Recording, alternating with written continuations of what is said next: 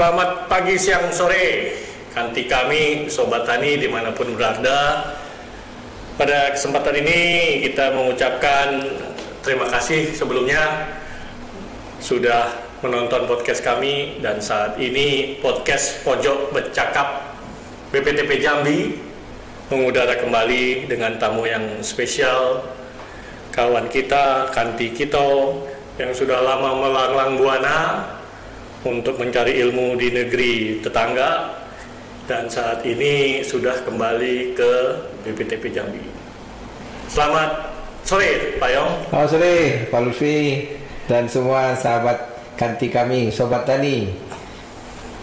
Ya oke, jadi Pak Yong silahkan sedikit kita berbicara, memberikan ilmu ke kawan-kawan kita semua, ke khalayak ramai terkait dengan apa yang dilakukan Pak Yong khususnya pada saat mencari ilmu sebagai mahasiswa pasca sarjana S3 di negeri jiran, penelitian seperti apa dan apa hasil yang state of the art-nya supaya kita semua bisa berbagi ke kawan-kawan kita yang ada di sana. Silakan mungkin mulai dari perkenalan Pak Yong dan silakan untuk menjelaskan lebih lanjut. Baik, terima kasih Pak Lutfi waktunya. Alhamdulillah akhirnya setelah 4 tahun merantau di negeri orang, dengan kepercayaan yang diberikan oleh BPTP Jambi, alhamdulillah kami menyelesaikan tugas di University Putra Malaysia di Kuala Lumpur, Malaysia. Pada studi kami di Malaysia ini, kami memang melanjutkan concern kegiatan penelitian master kami di IPB. Jadi kalau kemarin kita bicara mengenai microclimate di oil palm plantation ya, perkebunan kelapa sawit, sekarang lebih dalam lagi.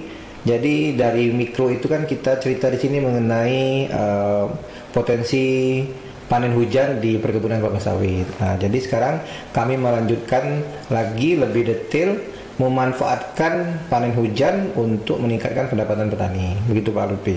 Oke, jadi selama 4 tahun Pak Yong ya, berkecimpung di dalam ilmu terkait dengan pengembangan palm oil dan related dengan water harvested, jadi ketersediaan air, mekanisme air untuk tanaman sawit ini. Pak Yong, tanaman sawit itu kan kalau diisukan banyak menghabiskan air, bahkan di beberapa lokasi yang pada saat penanaman atau pada saat perbenihan banyak dengan air atau tergenang, namun beberapa tahun kemudian pada saat menghasilkan tanaman sawit besar ternyata lambat laun mengurangi potensi atau air yang ada di sana. Mungkin sedikit bisa menjelaskan Pak Yon latar belakangnya seperti apa dan bagaimana mungkin signifikan different-nya antara tanaman palm oil ini dengan yang lain. Silakan Pak. Baik, sepertinya kita sudah masuk ke teknis sih Pak Lutfi. Jadi memang betul apa yang Pak Lutfi sampaikan. Memang dari hasil penelitian dan kawan-kawan memang pro kontra juga mengenai yang katanya oil palm needs a large number, water in large number kan ya. Oil palm itu katanya rakus air. Namun kalau kita lihat dari fisiologi dari tanaman kelapa sawit, disinilah uniknya kelapa sawit dibandingkan tanaman-tanaman perkebunan lainnya, yaitu dia mempunyai pelepah kelapa sawit ini dia uniknya dia mempunyai beberapa ketiak-ketiak gitu.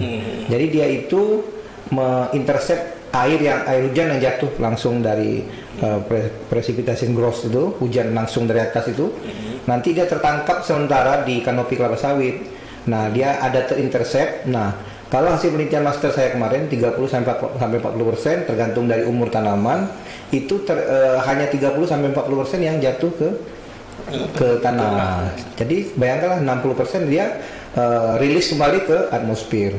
Nah, kalau kita tata pelepahnya dengan baik, itu menjadi potensi. Jadi kalau di kelapa sawit itu dia sebenarnya ada 3 siklus hidrologi di kelapa sawit itu. Yang pertama, air hujan jatuh itu yang pertama namanya terintercept di kanopi kelapa sawit.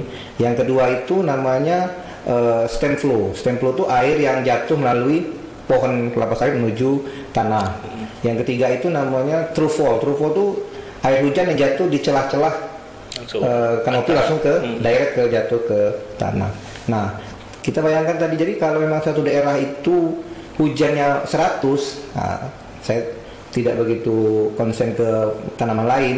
Cuman untuk kelapa sawit kita bisa bayangkan hanya setengahnya yang jatuh ke dalam tanah. Nah, itu yang terus dikonsumsi kelapa sawit dalam dia mencukupi kebutuhan air di tanaman kelapa sawit. Jadi hampir setengah air hujan yang hanya jatuh yang lain terintersep di pelepah kelapa sawit. Nah, kalau itu potensi, namanya stem flow, itu berpotensi kalau kita atur pelepah dengan baik, itu yang akan kita panen hujan nanti di tanaman kelapa sawit.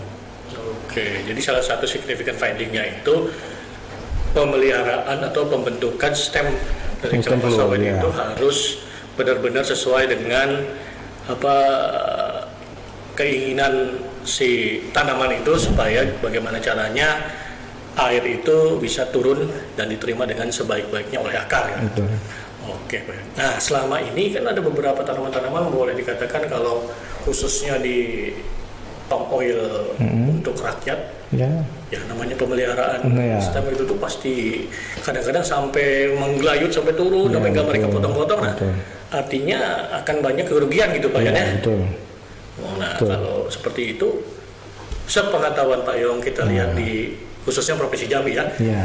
Mungkin kalau di Malaysia mudah-mudahan bisa cerita juga bagaimana perbandingan kondisi lahan, kondisi pertanaman antara kelapa sawit yang ada di Riau, di Malaysia sana dengan yang ada di Jambi. Ya, silakan Pak. Baik, ini yang menariknya tadi Pak Lutfi.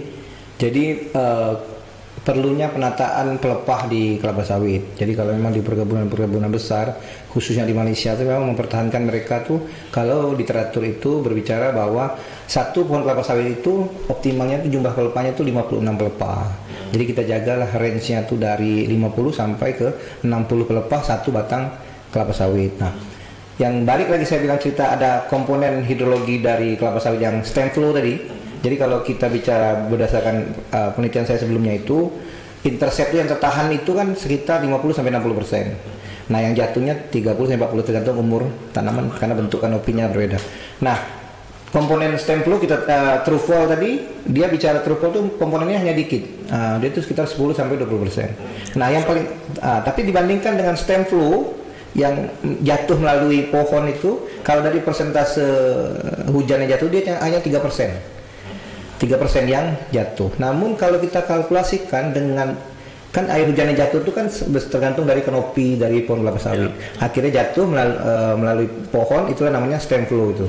Berarti kan dia nampungnya tergantung dari besarnya kanopi kelapa sawit. Nah, kalau porsinya yang kalau kita ukur di bawah hanya 3%. Namun kalau kita bagi dengan luas tangkapan kanopi kelapa sawit yang itu jarak tanaman mata 5 panjang pelepah hampir 5 meter itu, kalau dari referensi itu 64 meter persegi. Jadi kita bisa bayangkan lah kalau hujan sebesar 64 meter persegi itu dia 3%. Jadi kalau kita kalkulasi kalau hanya hujannya 10 mm saja, nah berarti dia berpotensi kalau kali-kalian di hidrologi itu sekitar 20 liter. Jadi kalau kita punya rumah nangkap hujan, anggap aja hujannya satu kejadian hujan itu 10 mm. Nah, itu bisa berpotensi menghasilkan 20 liter. Kita nangkap dari 64 liter persegi, itu hasilnya 20 liter. 20 liter itu kalau kita manfaatkan yang namanya panen hujan, kita tangkap, ada namanya kita pasang seperti selang yang kita tempelkan di pohon. Kita tata dulu frontnya itu, pelepahnya, kita tangkap dengan itu, langsung kita masukkan di pohon itu nanti ada seperti drum filter di situ, baru langsung alirkan ke dalam drum itu kita letakkan di antara dua pohon kelapa sawit. Ini mulai teknis nih Pak Luki. Nah, langsung kita masukkan ke drum yang tengah-tengah tadi, di antara dua pohon tuh kita gali drum yang biasa itu, yang drum tingginya 90 cm ya, drum biru yang biasa itu. Nah, itu bayangkanlah sekali kejadian hujan aja 10 mm aja dia berpotensi 20 liter. Sedangkan tanaman kelapa sawit itu perlunya kalau satu harinya umur 15 sampai 20 tahun itu 4 sampai mm. Berarti kurang lebih dia perlunya sekitar ya 60 liter satu hari. Nah, kalau dibayangkan kalau hujannya baru 10, kalau di Jambi ini tinggi potensi hujannya gitu. Sebulan bisa sampai 500-600 mm per bulan gitu kan. Kalau kita kalkulasikan. Jadi Kalau dengan kelebihan yang tadi Pak Lupi tanya kelebihan penelitian ini, jadi kita tuh panen hujan daripada kita bayangkan kalau kita namanya kan irigasi. Kalau padi mungkin padi luasnya 100.000 gitu ya. 10.000. Nah, kemudian kelapa sawit yang berjuta-juta hektar itu. Sedangkan tadi memang kelapa sawit itu kan dia dikit cuma di bawah tuh. Nah, jadi memang dia perlu air, jadi dia akhirnya berkompetisi dengan air yang sisa dari jadi kering ya. Jadi kering, nah gitu. Jadi kalau kita manfaatkan hujan tadi, kita langsung masukkan ke drone. Drone itu nanti kalau saya cerita mengenai teknis, di drone itu nanti ada empat lubang. 4 lubang. Itu lubangnya sudah hasil penelitian terakhir kemarin melalui simulasi Hydrus namanya. Pakai simulasi ada 4 lubang itu. Dia itu lubang itu dalam lubang itu kita bikin 1 cm. 1 cm ya, jadi langsung masuk ke daerah perakaran. Kita bisa langsung pupuk di situ. Jadi banyak kelebihan lain Pak Lupi. Artinya kalau sering banyak hujan, ketersediaan air akan lebih baik ya? daripada run off kan? Run off jelas-jelas keluar. Artinya untuk beberapa wilayah di Jambi atau yang hujannya mungkin hampir merata ya, kalau ibaratnya pada musim kering di Jambi tetap aja hujan, apalagi musim hujan, khususnya di wilayah-wilayah yang dataran sedang kering, itu sangat cocok sekali ditaruh atau di aplikasi dari hasil penelitian Pak Yong. Selain lokasi itu dan berbasis kepada perhitungan water harvester tadi Pak Yong, apakah ada implikasi lainnya? Karena mungkin kalau air ini sangat erat kaitannya juga dengan klorofil, sangat erat kaitannya dengan ketersediaan nutrisi. Nah, kan kalau dipupuk tapi air tidak ada, nggak bisa. Nah, jadi gimana ceritanya? Implikasi selanjutnya. Jadi masih terkait dengan tadi ya. Jadi memang ada banyak penelitian, ada penelitian Korin, ada penelitian yang menyatakan yang bahwa dengan irigasi di perkebunan kelapa sawit itu bisa meningkatkan produksinya tuh 15% untuk kelapa sawit. Nah, itu memang sudah penelitian banyak yang pro dengan kegiatan penelitian itu, bahwa irigasi akan meningkatkan. Kalau orang awam pastilah dikasih air gitu kan ya. Nah, cuma berapa banyak gitu meningkatkan airnya 15%. Jadi kalau hasilnya 1 ton bisa naik sampai 1,2, 1 lebih gitu ya. Nah, kalau cerita tadi kata Pak Lupi tadi bagaimana ininya, kalau kita bayangkan tadi, jadi memang awal pertama memang dari air. Jadi memang kalau kita memberikan air pada tanaman kelapa sawit, kan sekarang selama ini kalau kita mau rubah petani kan sawit disiram, itu kan memang satu paradigma aneh gitu ya. Nah, itulah saya cerita dengan kawan-kawan di Malaysia itu ya. Di Malaysia itu memang mereka tuh kalau ditanya konsen pertamanya apa? Air. Jadi karena kita mau merubah budaya, kita pupuk aja kan mungkin berapa 10 tahun terakhir petani kita di Indonesia, di Jambi, pupuk sawit dipupuk. Untuk apa gitu, sampai enggak gitu. Nah, ternyata hasil penelitian bahwa sekali pupuk hari ini 6 bulan berikutnya baru dimakan oleh kelapa sawit. Nah, sama kita merubah yang tadi air tadi. Makanya kalau di Malaysia tuh per 20 hektar dia punya embung 1 gitu. Ya, dirigasi. Nah, tapi bagaimana tadi mengirigasi kelapa sawit yang berjuta hektar? Ada di Malaysia itu penelitian juga, mereka membuat seperti sprinkle itu. Sprinklenya besar tinggi. Ada juga pakai irigasi lorong itu LA irrigation itu. Nah, tapi bisa bayangkan ketika dia dengan luas lahan yang berjuta hektar itu, ketika tersumbat, kita bingung mau nyari di mana. Kita pasang pakai mobil pula keliling, kan di mana nggak tahu tersumbat di mana. Nah, dengan mengurangi dan sumbernya di mana. Kalau padi 100.000 mungkin kita sepakat cari dari sumber air. Nah, daripada kita susah-susah nyari sumber air yang jauh, atau instalasi yang ribet kalau kita mau cari untuk kelapa sawit kan. Karena tadi sepakat irigasi sudah terbukti meningkatkan hasil penelitian kelapa sawit. Nah, jadi kalau daripada kita mengambil sumber air sungai, pasti ada yang komplain lingkungan. Nah, lebih baiknya kita manfaatkan tadi, kita namanya panen hujan gitu. Oke. Jadi terlihat Bapak Ibu sekalian, scientific findingnya dari Pak Yong penelitian untuk disertasinya. Secara implikasi, kalau diterapkan secara luas oleh petani-petani khususnya sawit di dataran kering yang cukup tinggi menengah ke atas, akan berakibat positif bahwa produksi insya Allah meningkat dengan baik dan signifikan. Nah, kalau kaitannya dengan nutrisi, artinya available hara-hara yang diserap pun karena air itu tersedia bisa menyebabkan ya, serapan lebih bagus. Kalau lihat dari saintifik tadi dan bagus untuk diimplikasi di perusahaan atau di perkebunan punya petani, apakah ada rencana Pak Yong untuk kedepannya membuat bagaimana caranya hasil yang atau ilmu yang Pak Yong dapatkan ini bisa diterapkan di petani-petani atau perusahaan-perusahaan besar, karena memang sangat efisien ya kalau dibandingkan dengan irigasi dengan ini. Nah, kita bertanya dulu Pak Yong gimana rencananya ke depan. Baik. Silakan Pak Yong. Baik. Kalau karena kami membuat penelitian ini kan di negara Malaysia ya. Kalau di Malaysia memang setelah saya melakukan penelitian ini 2019 dengan di perusahaan Senjabi namanya, perusahaan salah satu company terbesar di Malaysia kan. Mereka sudah implementasi ini lebih dari 1.000 hektar. Jadi memang kalau dengan irigasi tadi pakai selang atau apa itu memang mereka lakukan. Itu habisnya dalam sekitar 1,5 1,2 M ya. Dengan irigasi panen hujan metode ini biayanya itu per hektar itu kalau dikonversi ke rupiah itu dalam 75 juta. Memang maintenance artinya tuh kapan dia kelogap, kapan dia tersumbat kita harus maintenance. Tapi kan efisien, murah tadi. Nah, mereka sudah implementasikan di Malaysia karena mereka sudah signifikan different result dengan hasil penelitian ini kan ya. Karena mereka sensitif ini memang kalau kita cepat dengan tangkap teknologi ini karena mereka cepat. Nah, kita mungkin merubah dulu kawan-kawan kita di sini. Walaupun saya pribadi sudah saya implementasi di kebun ya. Nah, kelebihan lagi tadi kaitan dengan nutrisi. Jadi kalau di kelapa sawit itu kan kita memberikan pupuk itu kan kita tebar. 6 bulan sekali, ada 3 bulan sekali di piringan kelapa sawit. Nah, kalau di penelitian ini kan tadi ada drum ya tadi. Drum itu ada lubang 4 lubang tadi, berdasarkan simulasi ada 4 luasnya berapa kan.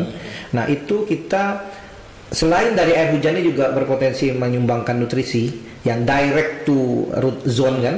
Nah, kan air hujan ini selain dia ada juga N-nya di dalam itu, ada P. Karena walaupun kita biarkan depan rumah kita contohnya kok nggak ada apa-apa tapi tumbuh rumput subur gitu kan dari air hujan. Nah, selain itu juga di penelitian saya juga di dalam drum itu ada karung namanya karung hidroskopis slow release lah dia. Jadi lapisan itu partikelnya sangat tipikal seperti karung-karung kita yang kalau karung plastik benar tidak bisa rilis keluar. Kalau pakai karung goni terlalu cepat rilis. Nah, karung itu ditaruh di dalam drum itu. Nah, itu mungkin kalau data saya kalau nyarinya di sini kalau di Jakarta bilang ada ya. Berarti itu apa namanya? Ketebalan itu memang ada. Nah, pupuknya kita kasih dalam itu. Wallahu alam itu memang rahasia Allah beri ini ya. Jadi akar tuh ketika kita penelitian di sana, jadi sambil ada air hujan masuk di situ, kita taruh juga karung dalam itu. Kita pupuknya tuh saya berikan 7,5 kilo. Ada ureanya berapa, ada perbandingannya kan. Nah, dia slow release. Jadi ketika akar nih dia kenyang. Jadi ketika penelitian itu beda drum, beda area, beda habisnya. Nah, itu yang belum saya mau teruskan kalau ada seperti Pak Lutfi ini kan ke Amerika ya. Nah, kalau ada kita postdoc kita kan saya mau meneruskan itu. Nah, selain juga ketika kami juga menganalisis airnya dari ada pakai alat seperti sensor itu mau melihat berapa sih kandungan air dalam tanah itu yang otomatis pakai water belting. Namanya water belting. Kalau kita di sana Aquapro namanya, seperti dalam 1 meter. 1 meter itu 20 cm, 40, 60, 80. Jadi kita tiap hari saya ukur itu. Kayak infiltrasi. Infiltrasi tiap hari ukur. Nah, itu kita lihat tiap hari tahu berapa airnya yang disumbangkan. Hara juga tahu. Haranya juga tahu dari situ keluar yang sensornya itu. Nah, walaupun secara manual pun saya tiap 1 bulan sekali saya ambil haranya. Orang bilang belum sampai ke situ haranya karena penelitian saya kan setahun kurang dikit. Tapi signifikan pada tahun-tahun terakhir karena sawit kan 6 bulan setelah itu baru terjadi proses fumigasi di tanah.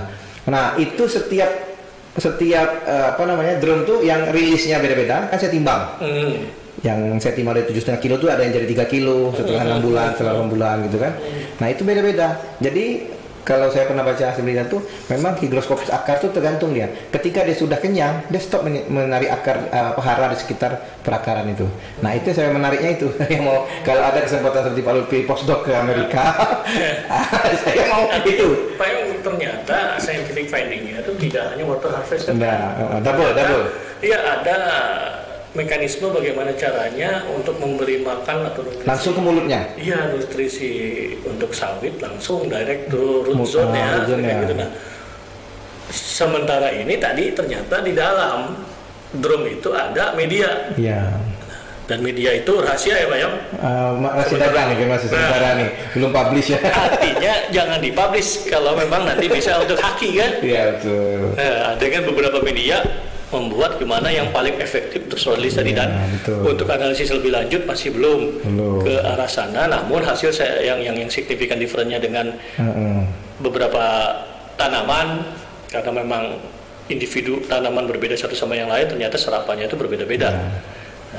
Karena itu Pak Lutfi, menariknya tuh saya kenapa Pak Lutfi bilang tadi, karena yang ide pupuk itu keluarnya tuh 6 bulan terakhir. Karena setelah tiap hari kita ke lapangan, ternyata beda ya. Ternyata air hujan, di dalam air hujan ini saya cari literatur ya. Memang ternyata ada hasil penelitian mengenai air hujan ini memang kandungan haranya. Nah, saya mau bedakan antara hujan aja dengan hujan pupuk. Hujan plus ternyata, ternyata tidak signifikan antara yang pupuk dengan pupuk saja dengan hujan saja. Yang bedanya efektivitas dari akar itu. Tapi kalau dari sisi haranya, dari sisi peningkatan kandungan hara di tanah tidak signifikan. Itu kan menarik tuh. Tapi dari segi efisiensi, efisien, karena akar langsung beda. Itu saya bilang perlu saya ke ilmu Pak Lutfi lah nih ke. Oh itu lebih postdoc nih. Benar-benar zoom lagi. Bagaimana caranya? Ternyata kalau kita indah di lapangan kan. Saya ketika hujan, istri saya bilang pulang ke rumah, Unda, saya penelitiannya hujan, jadi hujan petir-petir saya masuk ke kebun, gitu. Jadi kayak storm. Ada storm kita malah bersyukur, alhamdulillah storm. Karena storm itu kan salah satu yang bisa merilis unsur-unsur hara yang ada di tanah. Itu. Ternyata itu. Kenapa di daerah penelitian saya rendah itunya stormnya? Kenapa daerah penelitian di Malaysia juga di negara sebelah? Karena rupanya di sana ada tambang bukan tambang batubara, tambang timah. Artinya bisa dia ngejar lebih cepat mengejar itu. Jadi memang betul lebih storm dari itu.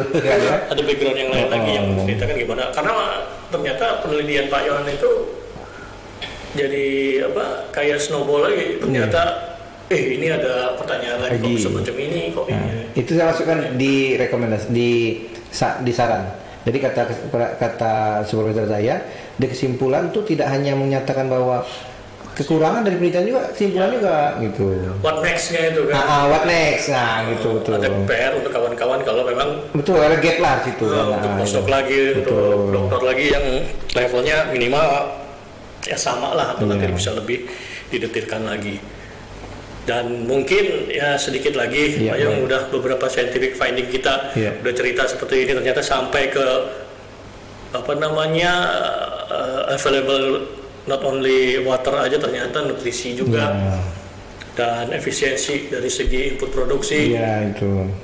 Bahkan ya ujung-ujungnya hasil dari buah yang akan meningkat dengan aplikasi hasil penelitian Pak Yong ini. Terkait dengan semua hasil penelitian Pak Yong dan hasil dari kuliah yang ada di Malaysia sana, mungkin ada pesan-pesan secara teknis atau secara sosial ekonomi, tidak hanya kepada petani, pada kawan-kawan peneliti, kawan-kawan yang ingin kuliah, bagaimana trik-trik, bagaimana saran-saran agar penelitian seperti ini, kelanjutan penelitian ini, pengalaman Pak Yong di luar negeri supaya bisa lancar. Sementara seperti apa gitu untuk mereka ya. Jadi memang karena kita kan dari Jambi, jadi memang betul-betul kita kompetisi boleh dikatakan bukannya rendah lah, tapi agak sedikit kurang dari kawan-kawan yang contoh di Jakarta, apalagi di luar negeri ya. Memang Pak Lutfi juga sudah merasakan nih, cuma saya cerita di sini. Jadi memang beruntungnya saya, kebetulan saya dapat supervisor tuh Cina. Jadi Cina ini memang etosnya beda ya. Jadi kawan-kawan saya satu angkatan pun di sana dapat Melayu. Memang hari-hari dia santai. Nah gitu. Jadi ketika ini sudah ketemu dia, mungkin sebulan lagi baru ketemu. Oke, you can send to me report around 1 month gitu ya. Kalau saya enggak gitu, saya ketemu dia tiap hari Senin, oke. See me on Friday. 5 hari gitu kan, sedangkan kerjaannya banyak gitu ya. Nah, memang kalau memang kita kuliah di luar itu, kita pertama datang memang kita harus ikut dulu alur dulu. Nah, ide untuk penelitian itu ternyata semakin sering kita ke lapangan itu makin dapat. Jadi kalau idenya penelitiannya biasa-biasa, nah kita kalau sekarang mungkin biasa. Jadi ternyata lingkungan lah yang akan membuat kita lebih berkompetisi dengan kawan-kawan. Jadi emang kenapa saya kawan-kawan belum balik sekarang angkatan saya gitu ya. Jadi memang mungkin mereka memang tengah-tengah enak gitu, tapi ketika di akhir ya agak susah. Mungkin itu Bang Lutfi. Kalau untuk yang lainnya memang tergantung kita masing-masing. Oke. Jadi artinya kedisiplinan, regular meeting sama pemilihan advisor ya, dan time schedule yang strict yang membuat kita bisa berlari. Satu lagi mungkin Pak Yong sebelum kita menutup, pada saat kuliah ada yang khusus untuk Pak Yong karena tahun-tahun ini tahun-tahun COVID. Jadi kuliah banyak yang online, daring. Bagaimana ceritanya di sana dan apa yang dihadapi Pak Yong karena negerinya berbeda dengan kita di sini. Dan kalau bisa dikaitkan dengan penelitian di sana kan, pada kondisinya kan khusus nih. Nah, gimana Pak Yong? Baik, ini sebenarnya menarik juga nih. Memang Pak Lutfi bisa menarik ya. Sebenarnya ini yang mau diceritakan tadi. Jadi yang saya sampaikan tadi bahwa alhamdulillah saya 6 semester menyelesaikan urusan kuliah, seminar-seminar itu karena supervisor saya tidak tahu bagus, kata dia sempurna itu tidak ada yang punya kata gitu ya.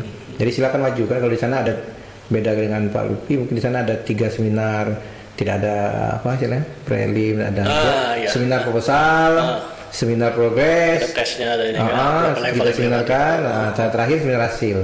Sudah seminar hasil baru ujian pun tertutup saja di sana, tertutup saja. Nah dengan syarat 2 paper harus publish internasional Q4 gitu kan ya. Nah yang saya bilang tadi, ketika 6 semester saya sudah menyelesaikan semua masalah akademis kelas ya, teori sudah selesai. Saya penelitian itu semester 4, kawan-kawan penelitian semester 6. Tapi karena saya bilang tadi, saya sebenarnya belum siap juga.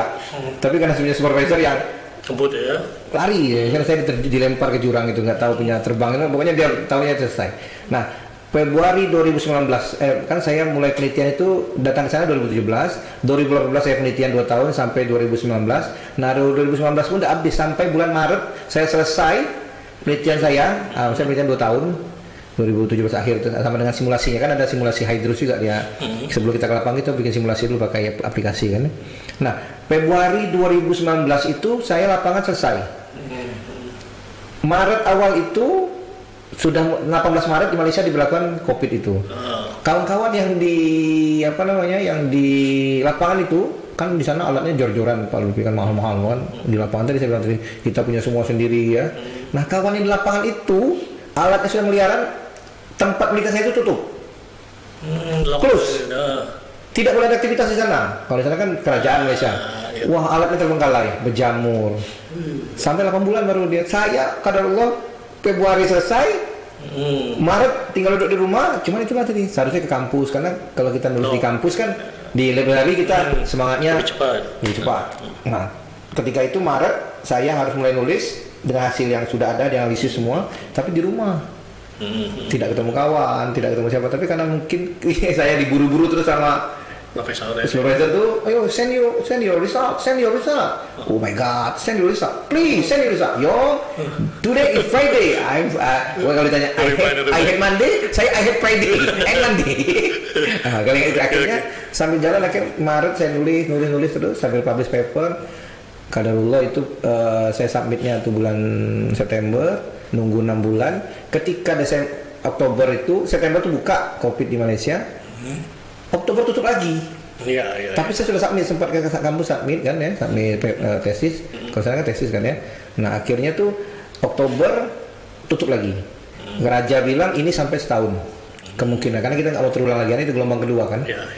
Akhirnya Desember saya bilang dengan kawan di dutaan besar di sana, dutaan besar Indonesia di Malaysia, saya gimana mau keluar ini? Oh nggak bisa Pak katanya, kecuali namanya kita bikin surat pemulangan gitu. Karena betul-betul tidak ada aktivitas. Lockdown semua. Nah, tidak ada boleh keluar kan di sana, lockdown sana semua dikasih uang, nggak ada yang kasih uang kan. Tukang ojek, tukang bubur semua itu betul. Nah, jadi akhirnya Desember saya keluar.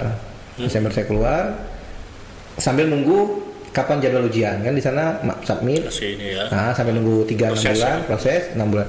Akhirnya saya delay lah tuh, seharusnya saya Desember tuh saya FIFA ujian sidang jalan tertutup. Tapi karena COVID, telepon orangnya pun kami yang ini demam, yang ini karena COVID, jadi tidak sempurna lah.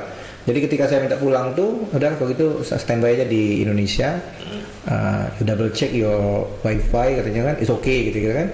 Akhirnya Februari saya dapat wifi itu ujian, tenang lah sudah itu, karena di sana tuh goal akhir dari Malaysia tuh wifi ujian tertutup. Nah tapi saya akhirnya wifi-nya di Indonesia. Iya. Jadi ada hikmahnya. Ada hikmahnya. Ternyata COVID membawa keberuntungan.